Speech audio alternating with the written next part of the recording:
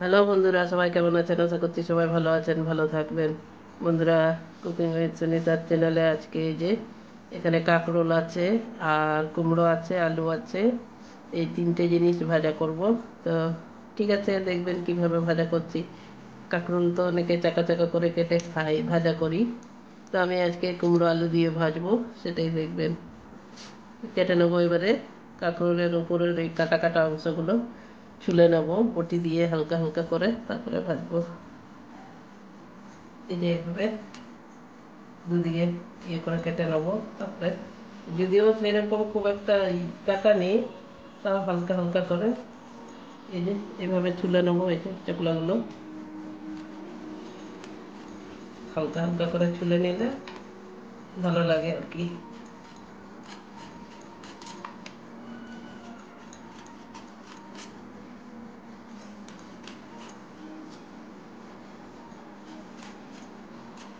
যতটা ছাড়াতে পারছি ছাড়িয়ে নেবো।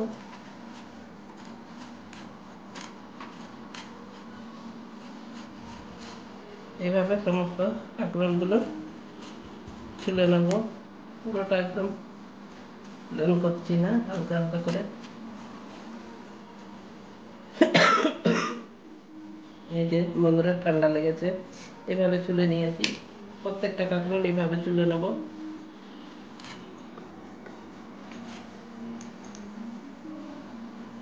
এরকম বন্ধুরা কেটে নিয়েছি।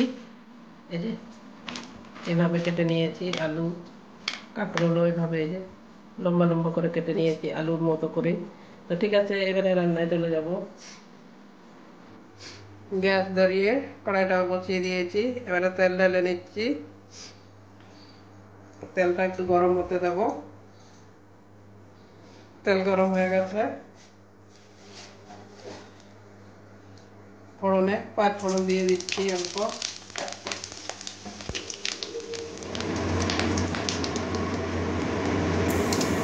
এবারে পেঁয়াজ কাঁচা লঙ্কা কুচি দিয়ে দেবো।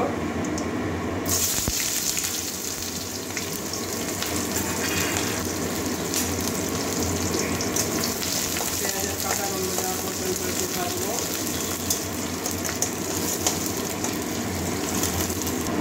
পেঁয়াজটা ভাজা হয়ে গেছে, লাল লাল হয়ে গেছে পেঁয়াজের কালারটা। এবারে দিয়ে রাখা কুমড়ো আলু কাঁকরোল দিয়ে দিচ্ছি।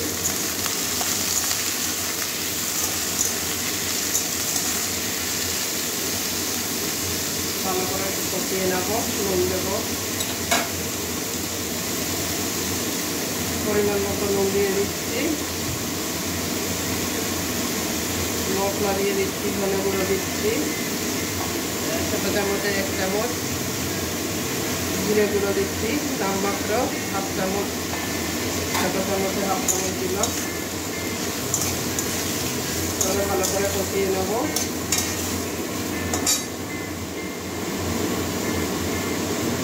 হলুদ দিয়ে দিচ্ছি পরিমাণ মতো। এই তরকারিটা রুটির সঙ্গে খাবেন, রুটি পরোটা ভাত দিয়ে তো খাবেনই, রুটি পরোটার সঙ্গে। আমি আজকে রুটির সঙ্গে খাওয়ার জন্য এই তরকারি করছি বন্ধুরা।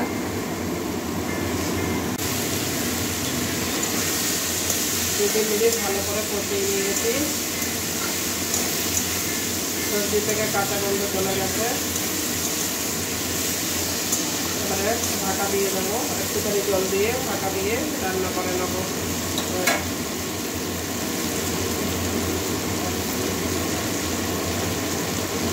একটুখানি জল দিয়ে দেবো, মানে এটা কী বলবো, একটু চচ্চড়ির মতো করবো, একদম মাথা মাথা।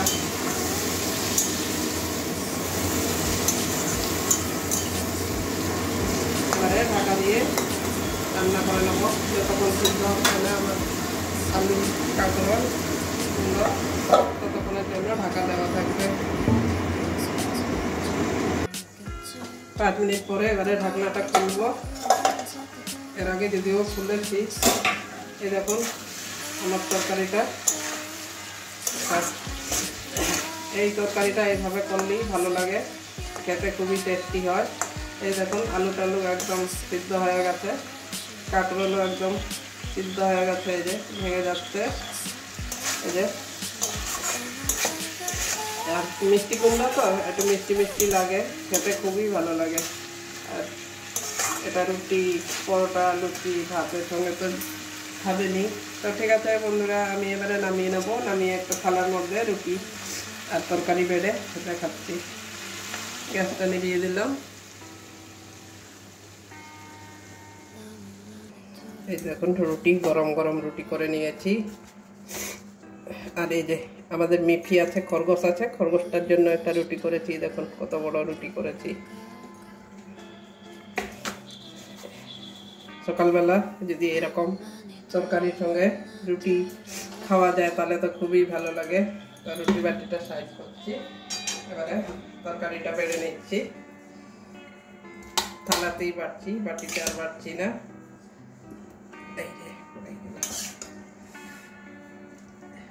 খুব কম সময়ে একটা ভালো খাবার হয়ে যায়।